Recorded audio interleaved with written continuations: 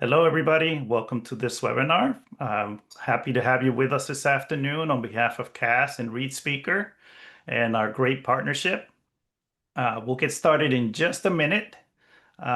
We are working on getting the presentation up, but we'll go ahead and do some introductions shortly. Maybe we can start there. I'll go ahead Yeah, and let's do that. I'm happy to do that.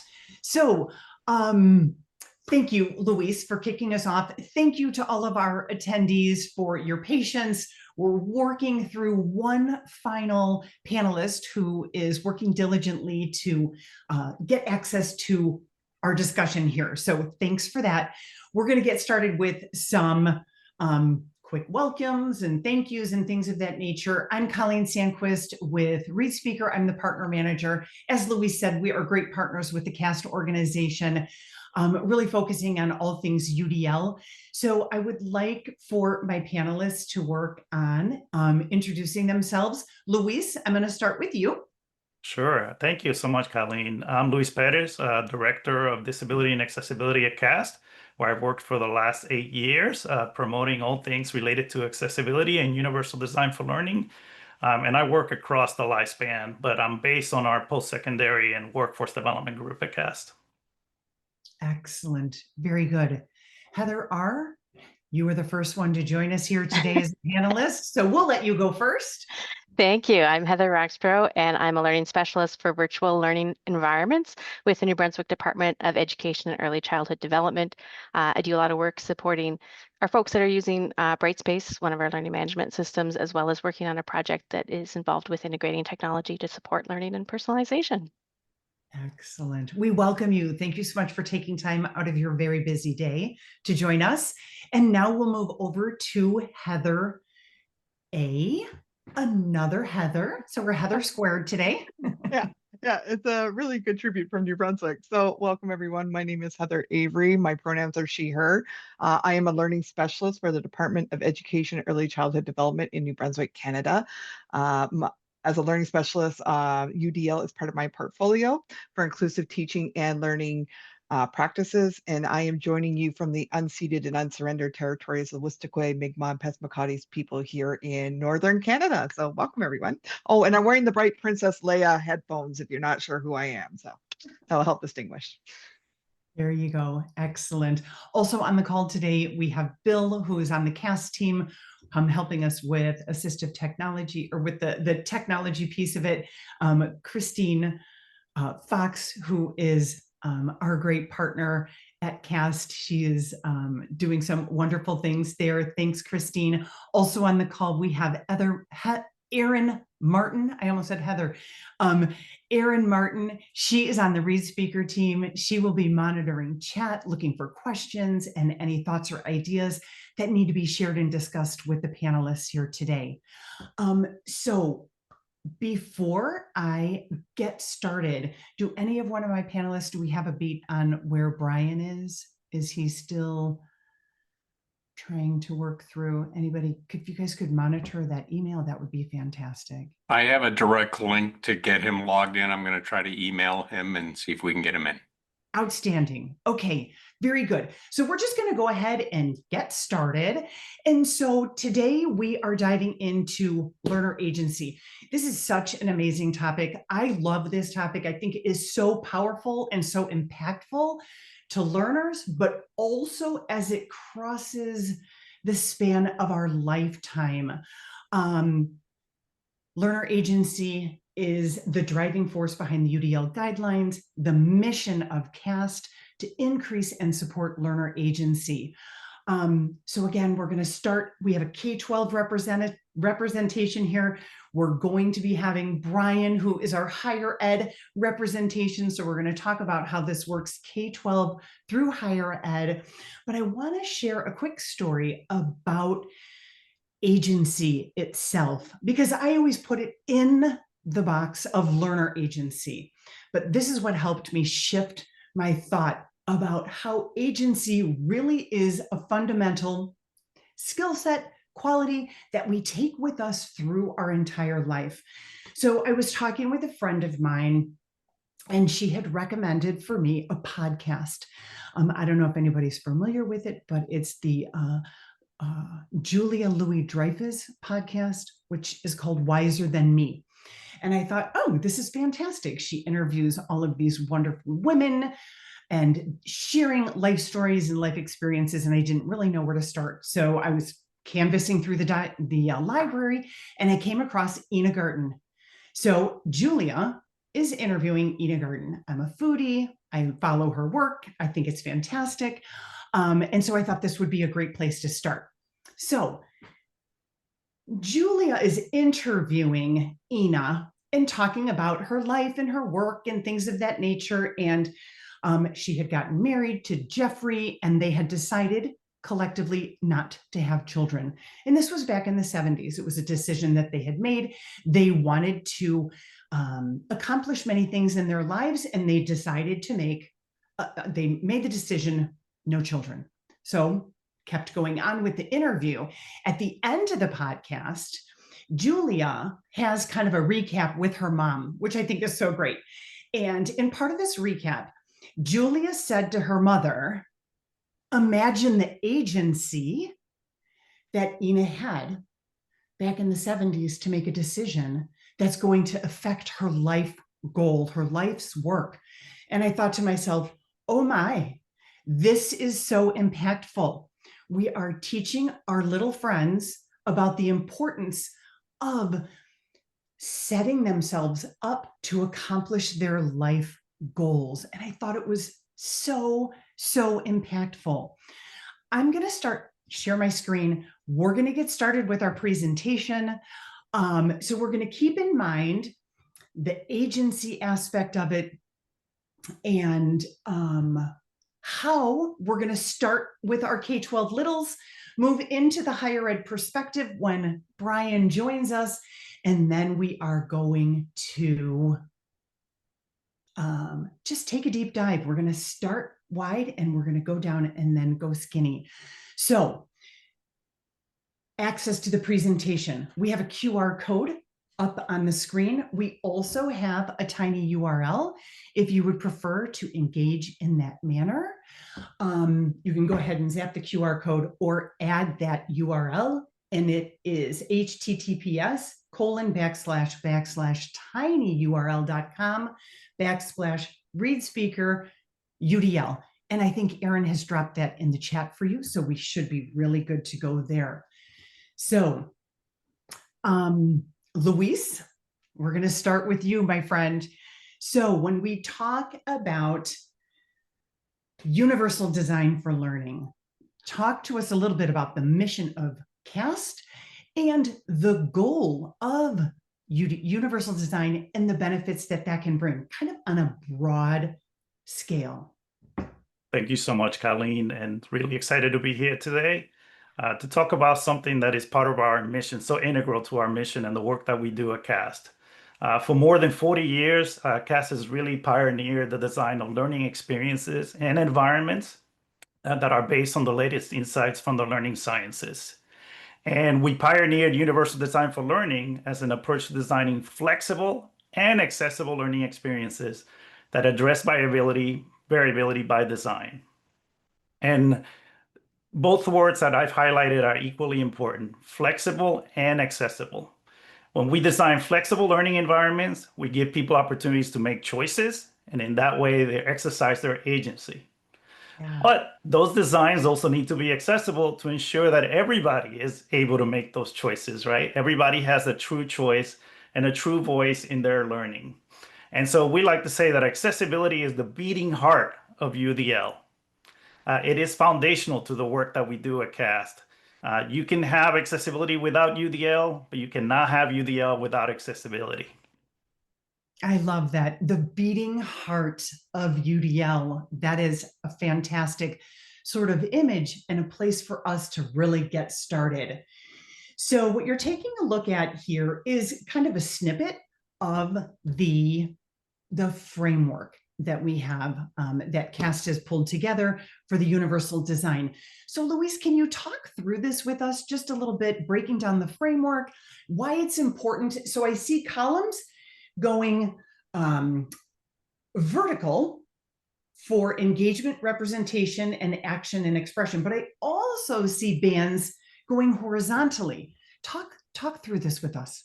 Yes, and first of all, you can find a more accessible version of the UDL guidelines by going to udlguidelines.cas.org.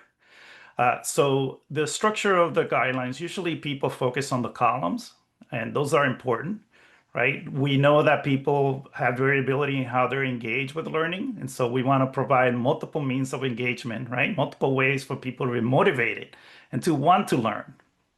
We also know that people take in information and perceive it and make sense of it in various ways, right? With variability in that area. And so we want to present information in a variety of different ways by providing multiple means of representation.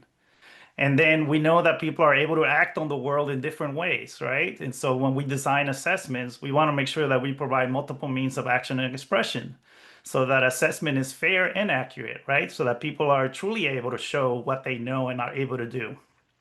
So those columns are really important. Those are our 3 UDL principles, but the layers are just as important because that has to do with not only what happens in the environment or in the design, but also what happens internally within learners. And so with the access layer, the top layer here, we want to begin by creating accessible, safe, and welcoming learning environments where people feel like they belong, right? Where people feel like there is a place for them to learn. But then we also want to support people in taking accessible information and then creating meaningful knowledge out of that, right? Taking that information and making it personally meaningful to them and being able to use that information to bring about change in their community and in themselves. And then finally, we want to make sure that we support people in building self-understanding of themselves as learners, right? So that they're able to advocate for the things that create the optimal conditions for them to learn. So really building up that agency from what happens outside in the environment to what you're able to do internally in terms of learning is really important. And so that progression from top to bottom is just as important as the principles. Yeah, great. Thank you so much. What we're going to do now is we are going to ask for a little audience participation. So if someone were to get in the elevator with you and ask you, what is UDL? What's your elevator pitch? I don't know that microphones are available to all, but if you want to drop a couple of thoughts in the chat, we will take a look at those, and maybe Luis or Aaron or Christine could kind of talk through what we're seeing there. And while we give people just 30 seconds or so, I'm going to shift over to Heather A. And we are going to start with you. And I would love to hear if a teacher stopped you in the hallway and wanted to know in like a 30-second passing period or a minute, how to ask you about universal design, like what would your pitch be, or how would you pique their interest to learn more? A great question, Colleen, and definitely have had those moments. I think about, as it was posed to me a while ago, and Dr. Jean Riel gave me this great quote, and it's "Let learners learn." So we think about, what barriers are being put in place, or if someone needs a challenge, maybe we lower the barrier, but they still have that opportunity for the challenge. Really, we're thinking about that proactive framework that's used for curriculum, instruction, assessment, your methods, your materials, your environment. It's so comprehensive. And it's just ensuring that everyone can access learning from the start of their own learning journey, right? Especially in K to 12, because we meet them and we follow them throughout that journey, and they have their own. And with that variability between what the teacher's variability may be and the learner variability, how is learning going to happen? And I think if we understand that we want to have those flexible pathways and multimodal approaches, a lot of people start going, okay, this makes sense. I'm getting it. So learners can learn. And it's really helpful, and starts that discussion around what is the UDL framework and how does it align to an inclusive mindset. I love that. Proactivity, so important, and really very efficient when we're being proactive as opposed to reactive. And then let learners learn.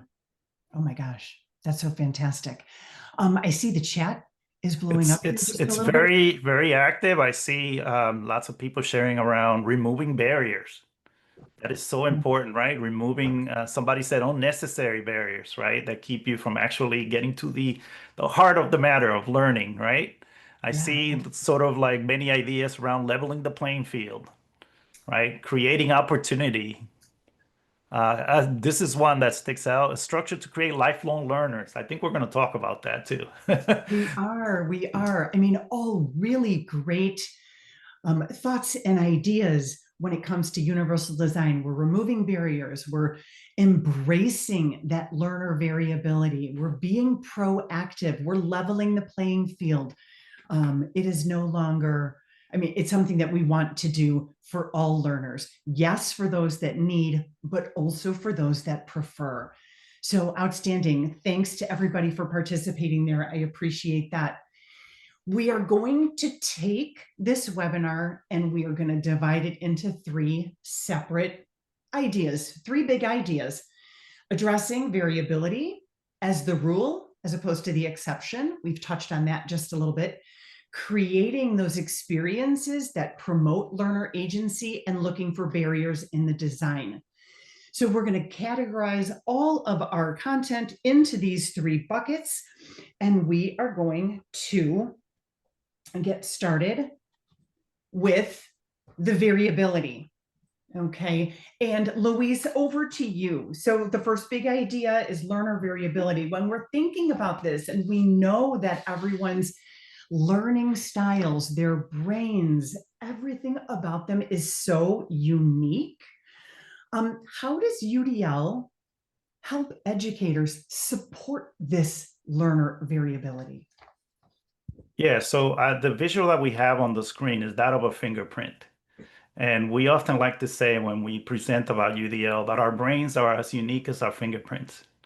And the reason for that is that our brains change based on experience, right? And we each come to every learning experience with predictable variability based on our interests, our motivations for learning, previous experiences we've had, readiness, and the like. And so experience also changes our brains over time. It changes the ways that our brains are wired. And what happens is that if we create a one size fits all solution for learning, what we're actually creating is a one size fits none because it doesn't actually kind of match that variability that we know exists and that it's predictable in every population. And so what we want to create is flexible solutions, right? Where people can find the best fit for themselves, the fit that makes the most sense and that supports them in getting to their learning goals or meeting their learning goals. So variability is a little bit different from learning styles, right? Because and that could be a whole discussion, but I'm just bringing it up because it's in the chat. But variability basically says like we learn in a variety of different ways and in multimodal ways where we need to present the information in a variety of ways. So I'll pass it back over to you, Colleen. Yeah, absolutely. Excellent. So we are going to go to Heather A. And if Brian is able to make it in, could somebody let me know if he's able to join? I'm not sure where we stand on that. But Heather A., back to you. So when did New Brunswick start its UDL journey? Okay, and how has it grown through the years? Like, kind of take us down that timeline a bit. Sure thing. So in Canada, education is overseen at the provincial level, so not federally. New Brunswick is a bilingual province with a strong Acadian culture. So we have both the Anglophone and Francophone public K-12 education sectors, which means we have French immersion and English prime in the Anglophone sector. In 2013, Policy 322, our inclusive education policy, was approved through provincial legislation for both sectors. Now, UDL was seen as a fundamental framework to ensure inclusive teaching and learning practices that were supported for an inclusive education system. And there has been a continuing evolution from viewing inclusive ed through a disability focused lens to broadening it so that focuses on every student. Like a tree, we have strong roots and we're just branching out and ensuring our teaching and learning practices are inclusive. UDL has had a similar journey with growth as the 3.0 version is now available. And that framework really just supports the inclusive education system. And we now have opportunities that have expanded. And Heather Roxborough will talk more about the online learning in the high school level. And of course, throughout the years, we've had different changes with knowledge and professional learning involving experiencing ups and downs and growth and challenges and reflection opportunities.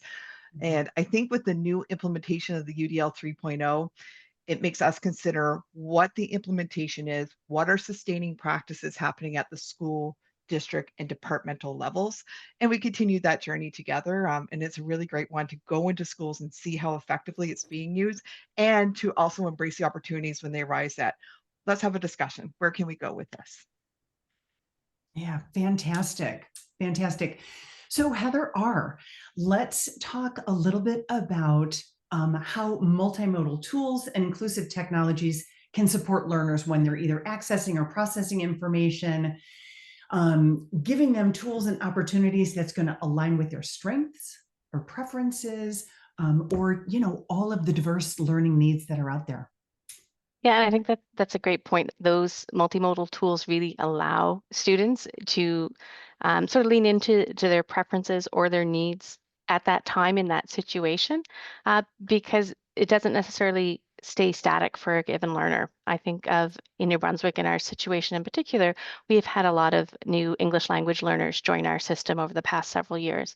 And so there are tools in the online environment, especially, that they may make use of, like translation tools, closed captioning tools that they may rely on quite heavily at first, so that they can access that content and actually learn some of those content pieces. And then as their language skills develop, maybe they don't need those tools as much, or maybe they choose to use different ones. So with video, maybe they're, instead of using translation and some of those closed captioning tools, maybe they're just being able to pause that video or slow it down so that they can hear the language at a slightly slower speed. That allows them to gain and be supported in not only their language acquisition, but also that content knowledge acquisition, and allows them to be in control of that, so that they're really taking control of their learning. Yeah, excellent. So giving learners the ability to adjust their learning environment is something that's going to help personalize that for them. I may want a different color combination. I may want to hear a different dialect in the voice that's reading to me. And using the Read Speaker solutions, we have all of those customizations that are available for learners. And would you say, you were speaking about the virtual environment, and this could maybe go to Heather A or Heather R.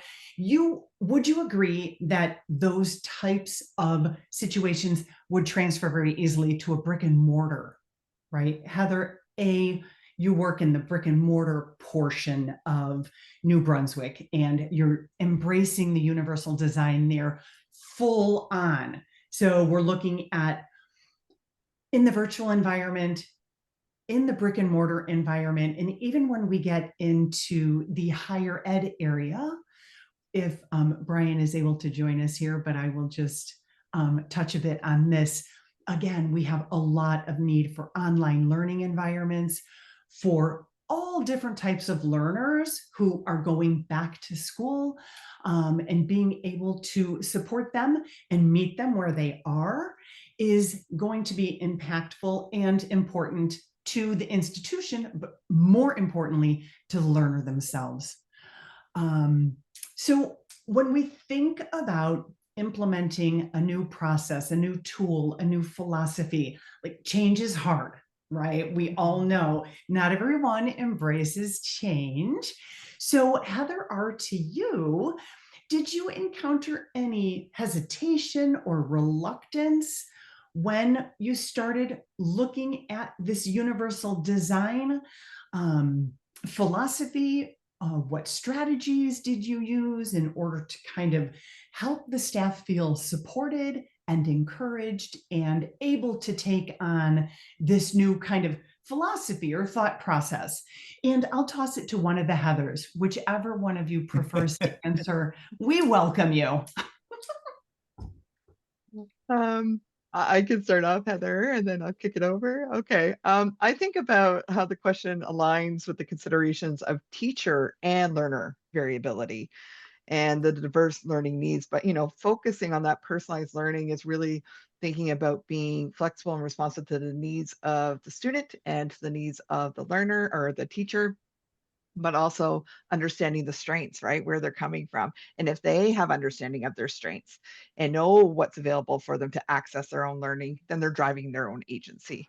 And it really, as teachers, and I'm a teacher, so I always think about, if I'm proactively aware of what barriers may be in place right from the get-go, then how do I ensure accessibility to learning? How do we ensure we're promoting and encouraging agency for our learners that way? And then I think about, the things like the diverse social, emotional, physical, linguistic, cognitive, social, cultural, right? There's a lot of areas, but within that inclusive mindset, and you look at the UDL framework, it guides the conversation and direction of your design for your instruction or your assessment or your methods and materials, your environment that you're in. And if it is a brick and mortar sort of spot, a physical building, you're looking at, okay, this is my space and place. So how do I design with that appropriately and ensure the learners know how to access that? And I think it's a collaborative approach, really. You have those conversations, and it will look different from K to 12 as it would in post-secondary, about what do you need so I can meet you there, and for them to have the opportunity to express their voice, to say, for me today in this moment, this is what I need.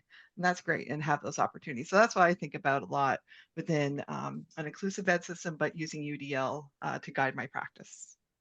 Mhm. Great, great thoughts. I'm making a note here that I want to come back to. But Heather, Heather R., what are your thoughts on this? Yeah, I think we're lucky in our with our online program. We have a whole design team that works and builds our courses, so they have that UDL and accessibility lens applied to it. And our online teachers benefit, of course, from that expertise. I think one of the things that our online teachers have really benefited from as well is just looking at it from the student perspective. So a lot of our teachers have taken online courses for master's programs, and then within our system, they can take on the role of a student just to see the course from that student perspective. And I think that's really eye-opening too, to see some of the barriers that they didn't realize that maybe existed when they were looking at it from their sort of more universal view as an instructor. So just sort of being able to put yourselves in the shoes of somebody else and seeing what some of those barriers are and how easy it is to actually remove some of them. It just becomes part of the way they daily do their work. So it's not really an add-on or an extra in the end. I think that that's a really good point to bring out, is that it's not really one more thing. It is actually just a perspective shift, a mindset shift in how we're delivering content, how we're allowing learners to engage with content, how we're allowing them to show what they know, all very, very important. So Heather A., you had said, for me today. So when we talk about learners interacting with content, today I may wake up with a migraine. I may have 6 hours of screen time. I want that dark mode. So yes, we have learners that have got specific learning challenges, but also we've got some temporary situations that we need to be thoughtful and mindful about as well. And when we talk about helping our faculty, our staff along this accessibility journey, we're delivering professional development, right? We're helping them to gain information and gain the information that they need. So the teacher is also the student. So when we are delivering that professional development, keeping in mind the universal design, having opportunities for synchronous and asynchronous and video options and paper copies, to have an opportunity for learners, our educators, to be able to engage in a meaningful way for them. Colleen, I just want to let you know, Brian is on. Thank you, everyone. My sincere apologies. My last name, unfortunately, they had ST period AMOUR instead of rolling it all together. So your IT person was wonderful. I'm late. I'll catch up and share some snippets. Oh my gosh, Brian, we are so thankful that you are here. Thank you so much for your diligence and your communication skills working with Bill, who is the gas tech person. So thank you so much for that. Why don't you take just a couple minutes, 30 seconds, introduce yourself? Sure. Our Thank you very attendees. much. Brian Saintamore, Director of E-Learning at Temple Community College in Central Texas. My 17th year, I'm starting as the Director of E-Learning. I'm responsible for everything from regulatory oversight and compliance to operations, technology assessment, and support of faculty and students. And I am also a adjunct professor of business for the past 16 years. So I work and live on both sides of the fence and view UDL as a very necessary thing. And I'll kind of catch up on our slides here and provide my snippets. Yeah, absolutely. So as long as we're just going to stick with you for just a minute here. We talked about kind of like the elevator pitch in the beginning, but talk to us a little bit about your perspective when it comes to universal design versus those traditional teaching methods. Sure, I'll be brief to keep us on time. UDL, what it means to me is humanizing your course. And instead of teaching narrow and having a narrow range of assessments, you have a wider range of assessments and offer choice to your students. Personally, for myself, for example, my philosophy is the days of 4 exams worth 80% plus of your grade should be over. I can see certain exceptions for medical professions or others perhaps, but the bottom line is that you want to make sure that you view your students as your clients. I know that might be a paradigm shift for some folks. They're paying me as a consultant to teach them. And so I want to make sure that I humanize the course and view them as clients. And I also want to make sure that the assessments I offer give them some choice. And we'll talk more about that if we haven't hit that already. And again, avoid teaching narrow and avoid having your assessments be narrow. Try to find ways to change up the methodologies and the different methods for that. Yeah, excellent, excellent. So how is Temple offering those different options for assessments, and how are you guiding your faculty to these, different opportunities for learners? Part of it is we're a caring campus. We're part of the Caring Campus initiative that was funded from the Gates Foundation. There's about 20 or 30 colleges or so across the U.S. who are doing it at the community college level. We're trying to educate and inform our faculty to help them understand that maybe some traditional legacy methods are outdated. And as we focus more, I know in the state of Texas with House Bill 8, we are being funded not on contact hours, but rather on successful completions of a grade of C or better, or completions as defined by the state. And we want to make sure that faculty understand that we're not looking to put more work on you. We're looking to make this a win-win scenario for both faculty and students. When the average faculty probably, if they think of UDL, they think of, ooh, more work for me. Well, yes and no. Maybe the first time there's some heavy lifting, but keep in mind that the win-win piece of it is as you give to students, you shall receive back, and the ability to be able to structure your course in such a manner may actually, not may, will, can make your teaching life a whole lot better, perhaps a little easier, or allow you to focus on the high yield aspects of teaching. Mm-hmm.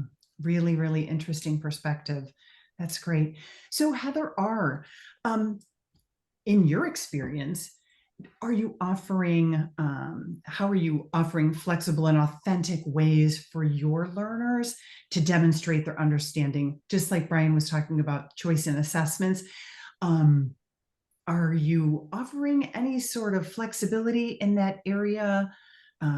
which would maybe, contribute to motivation or, flexing that agency muscle for learners.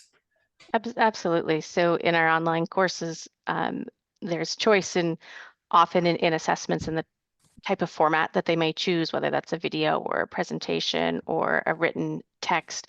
They may have choice in terms of the topic they cover, depending on the course. Sometimes that's easier to do than in other cases. And throughout the course, there is often variety in terms of using discussion tools or other, live sessions. We tend to use Teams rather than Zoom, but the same idea where they can interact with their instructors and their classmates to show their learning and to learn from each other. And I find, when they have that ability to choose, it really allows them to sort of lean into their strengths and their interests. And that's always really motivating for them. Yeah, absolutely. And I love the way you're fostering a sense of community there as well, that community of learners. Fantastic. So Education Hub says that the building blocks of agency are self-efficacy, self-awareness, and self-regulation. So we're looking at our own ability, confident in our ability. I can identify my values and my priorities, and that regulation is going to help me get to the place where I want to go. Help me find those steps in order to achieve my goals. And psychological studies have shown that a stronger sense of agency is associated with better mental health and higher educational outcomes. We're not surprised to hear this. In doing some research, there's an organization for economic cooperation and development, and their quote is, "When students are agents of their own learning, they are more likely to have learned how to learn, which is an invaluable skill that they can use throughout their lives," which I think is really interesting. And it kind of goes back to Heather's comment of let learners learn, right? We're allowing this space for them to do this.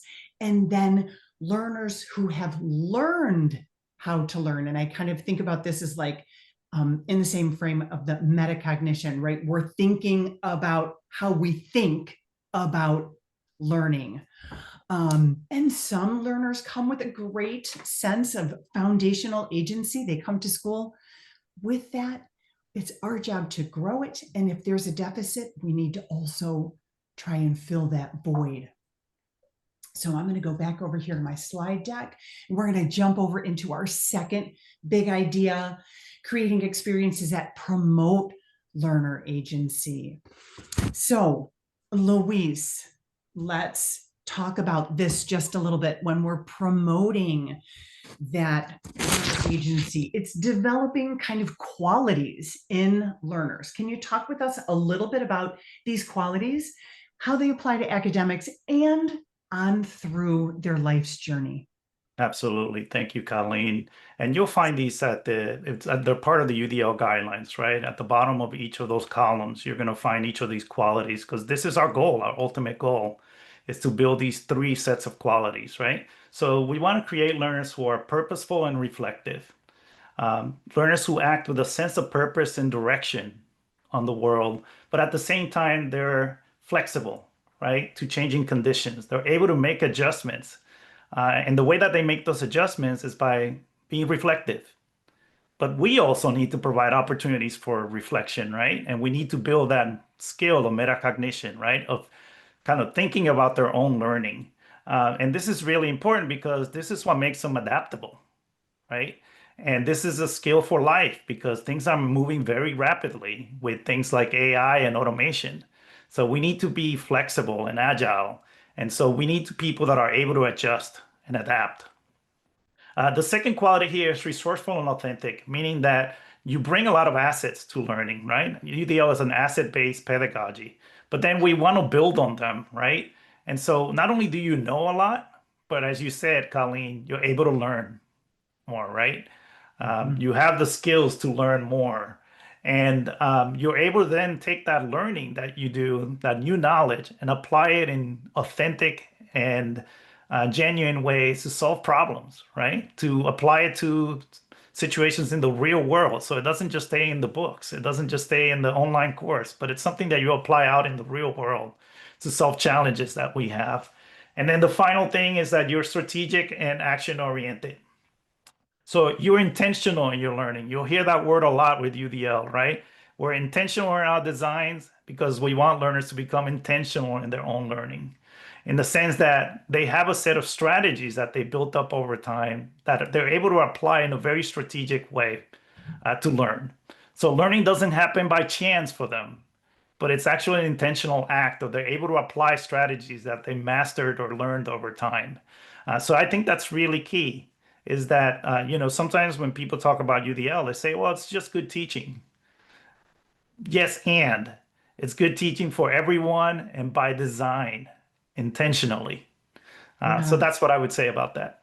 Yeah, absolutely. Absolutely. And, when we start to think about these in the framework of learner agency, I can also take those outside of learner agency. And when we're out, looking for a job or we're in our personal relationships, we can take what we've learned, what is important to us, and we can apply that to our life. Can I add one thing, Colleen? Yeah. Because you mentioned preferences earlier, and I want to highlight that because too often we just focus on needs. Right. But really, what creates a truly personalized experience where you're able to exercise your agency, and it's when we honor and celebrate not just your needs, but your preferences. So with UDL, we want to make sure that we are always focusing as well on preferences, not just needs. Absolutely. It's a very good point because yes to needs, but also yes to preferences. And so recognizing that this is for all learners and on both sides of the fence, it's fantastic. So let's just take 30 seconds and read this slide. The goal of UDL as learner agency. The goal is to give every learner the power and support to make choices about how they learn, show what they know, and set goals that matter to them. Giving learners voice, helping them take ownership in their learning, right? We talk about voice and choice. It's a big thing when it comes to universal design. Okay, on to big idea number 3, looking for barriers in the design, not in the learner. And I love this quote. It's one of my favorites. When a flower doesn't bloom, we fix the environment in which it grows. The flower itself is perfect. It is perfect just as it is. Let's figure this out to make the environment more adaptable and open for opportunities for the learners. I'm going to stop sharing here and we're just going to take this to a conversational level at this point. And Brian, I am going to toss this question to you. We're going to shift to design and promoting choice within that design. So how do your course designers, how are they incorporating UDL into their course creation or content creation from a K-12 perspective? How are we doing this at Temple? Well, we're actually doing it really with mentors and faculty teams in lieu of instructional designers, but we do a hybrid model. And one of the things we've come to realize with faculty is everyone is an expert in their field or a connoisseur of their craft. That's not the issue. But when it kind of comes to the whole creating an environment that's welcoming to get started, especially the first day, the first week. There, the various things that can be done, like a welcome news item, some sort of introduce yourself discussion. Those might seem very sophomoric, but really they're not because it helps to build community. And then further on is giving options to your students. I can't speak for all faculty. I know many, but including myself, providing options in your design. For example, does it have to necessarily be an exam? Could it be an essay exam or could it be a special project? I've tried to do this in a few courses. I teach a business law course and I have a project management course that I'm teaching. And I kind of changed it up. I said, when you work your weekly assignments from the e-text, pick 2 out of the 8 or 9 suggested assignments and make it your own. And that way there's a little flexibility. But also, we'll talk a little more about flexing the deadlines, because I have business students who may be working. They could be traditional students, but maybe allowing early access to flexing the availability and maybe even flexing the deadline a little bit. So again, giving choice is really a big thing. It's not easy to do in all disciplines. It could require a little extra work on the part of the faculty, but sometimes students may not always do well with an exam, or they may not do well with an essay. And if you can kind of load balance those assessments out and vary them a bit, that may actually give the student a more fair, equitable chance of demonstrating their mastery. Okay, fantastic. Kind of dealing with a couple of questions here in the slide, in the chat here. Okay, so from a learner's perspective, Brian, for you, and then to one of the Heathers, I would love to know how ReadSpeaker is supporting the design for the learner perspective, and how are you incorporating ReadSpeaker, or how are students using ReadSpeaker when it comes to the different options that are available to them? Brian, you want to take that for me? Oh, I'll take the one first. I'm sorry. Well, originally, this is a true story. Of course, it's a true story. That's why I'm here. But we originally implemented ReadSpeaker for a request from our Office of Accommodations for those students with special requests and accommodations needed for reading exam questions to them. Were we ever surprised? It was determined that there's a lot of students who are audio learners, right? Visual learner, auditory learner. And what's beautiful about the implementation of it within our learning management system is that it's embedded throughout the course, and students can play to read, multi-language support and other features. Really, we were enlightened. I thought this was just going to be a slam dunk to accommodate a certain population of students, when in reality, feedback anecdotally was, wow, I like that. I like the ability to listen to this instead of reading it. Who would have Excellent. known? I wouldn't. Did you have one more thing to add, Brian? No, that's anyway, really a really good experience though with you folks. Really good solution, and embeds very well. Just looking here to see if I had any other notes. LOL. No, I mean, really, it was just this very positive feedback. It was Great, much great. more. It gave us so much more for our students than we realized. Excellent. Very good. Thank you so much for adding that. Heather R., you are doing something very unique up in New Brunswick. So talk with everybody about the Preferences app that you have got going on up there. Yeah, so like Brian, we use Brightspace as our learning management system, and we had a little project that developed actually because of Heather Avery. She was building a course on the Brightspace platform and reached out to me to ask about some of the accessibility features that are available. And I started listing off all of the ones that we had, including a lot of the ReadSpeaker features. And she's like, that's wonderful. So where can I send my learners so that they can learn about these and apply them? And I'm like, ooh, well, there is no one place to send them. So that became the project, and we worked with our wonderful design team to build a tool, which we ended up calling the Preferences tool, that gives learners that sort of one-stop shopping, right? They can go and learn about these features and pick the features that they need and that will meet their needs in that moment. Yeah, that's fantastic. So you picked preferences as opposed to something like accessibility. So what was the thought process in the word choice when it came to naming? Yeah, and I can't take credit for that. That was our wonderful instructional designer. But that really, what the goal was to underline that this is a tool for everybody and not just for a small subset of our learners, so that all of us may want or need to use these features all the time or some of the time, depending on the circumstance. And I just want to sort of build on something that Brian said there, with looking sort of at some of the stats for our ReadSpeaker use, because we've had ReadSpeaker for quite some time. But looking at the stats, it's used more than we think, because our students don't necessarily tell us that they need that tool or that they like it or that they even use it. But when we look at the stats, we know that they do. And it's just wonderful that they can access that support without having to reach out or having to tell us, right? They can just use it when they need it to. Yeah, absolutely. Fantastic. So when everybody has access, we're looking at a very inclusive environment. No one is feeling set aside or othered because they look different than their peers. With the integration right inside that Brightspace platform, it's a seamless integration.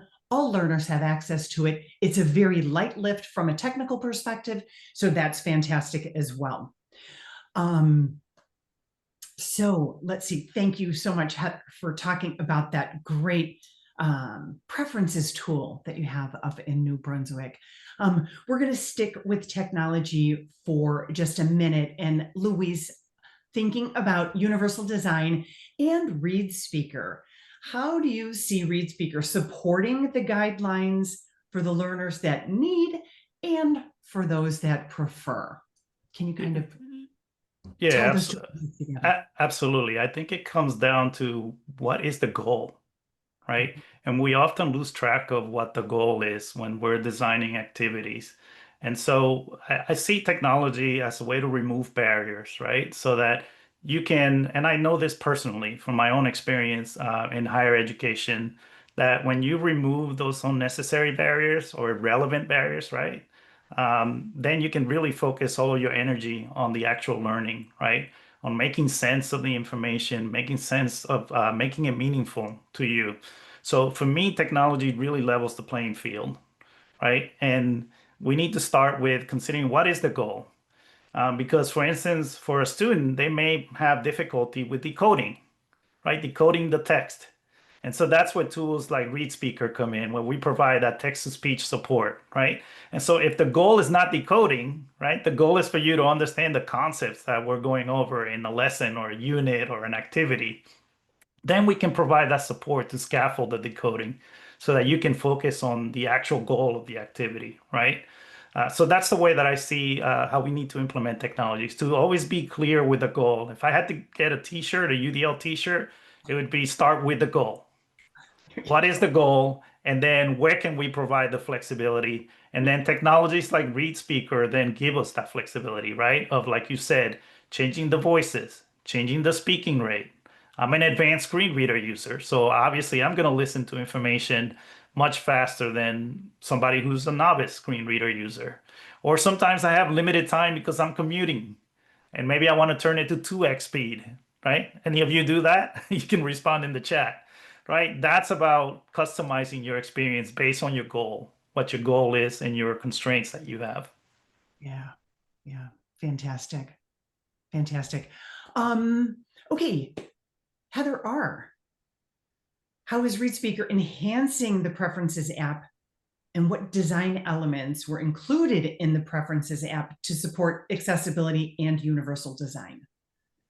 Yeah, so the Read Speaker kind of features throughout our preferences tool because it has so many different features that support accessibility and universal design. And so really the design of the tool itself, there are multiple modes of representation in it. We have text and we have video and there's visuals and there's an interactive menu. And then all of the features that are showcased within it help the students then engage with content in different ways that allows them to use the features in the learning management system, like discussions, even if they are using a screen reader or, need to record video or audio rather than typing text. So it really kind of supports all of those things. And just the sort of the overall format of the tool itself, rather than saying, here's all the Read Speaker features, it's designed by what are your preferences or what are your needs?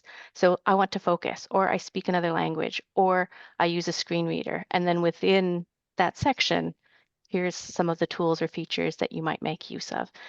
So Read Speaker, for instance, I want to focus. Yeah, here's how you can have it highlight text for you, but here's also page masking, or here's text mode that may limit distractions on the screen and help you accomplish that same goal. I love the way that's categorized. What do I want to do? Back to Luis's point, what's the goal? I'm the learner. What is my goal? What do I need? And then I go right to the category. Fantastic. Okay, we have 5 minutes left. Realizing that UDL is a journey, okay? some people may be very new in this journey. Can each one of you share one getting started tip with universal design? And everybody gets a minute because we're now down to 156. Okay. Okay. Heather Avery, go. All right. I would say look at those gray little tabs on the side of the UDL framework, right? So if you're looking at access, support, and executive function, look at access. Start small, right? Dr. Louis Lord Nelson, Dr. Thomas Tobin, that's what they say, that +1 approach, and starting small. So start small, have success, have failures, and keep trying and have conversations. That's what it's about. But look at those 3 great tabs. They're great starters. I love that. Start small, but start. Just take the first step. Heather R., over to you. What you got? Yes, similar. I would say don't get hung up on perfection. Just whenever you're doing a presentation or a lesson, focus on making just one change that might make it more accessible to folks, and that will help you on your journey. Excellent. Start small, one change. Love it. Brian? I'm going to reiterate this too. Simple steps, right? You just, you can always go back and scale up on the plan later. Identify some low-hanging fruit and simple things that you can do to get people excited, both faculty and students, and just continue to build proficiencies on top of that. And as was said earlier, don't try to do everything at once. You can always take your project plan and you can scale it up later. That's right. Absolutely. Excitement and motivation. Great. Okay, Luis.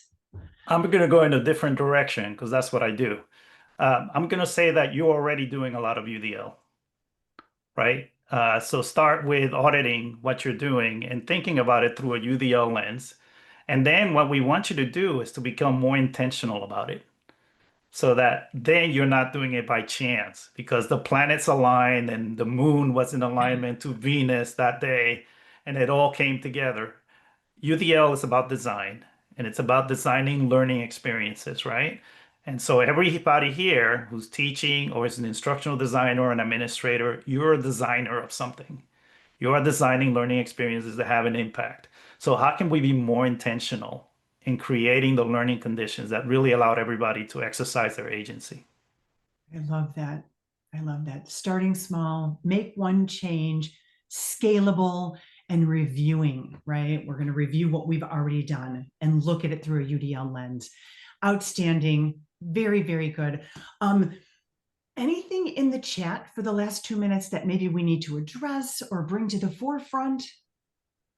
There is a question in Q&A that I think would be great for someone to answer, someone on the panel. Great. What do you want to read the question to us, Erin? Or let's see. Sure, of course. Yes. So besides within an assessment on listening comprehension, how do you defend a feature like Read Speaker for all learners as a UDL feature to your colleagues, both in K-12 and in higher education?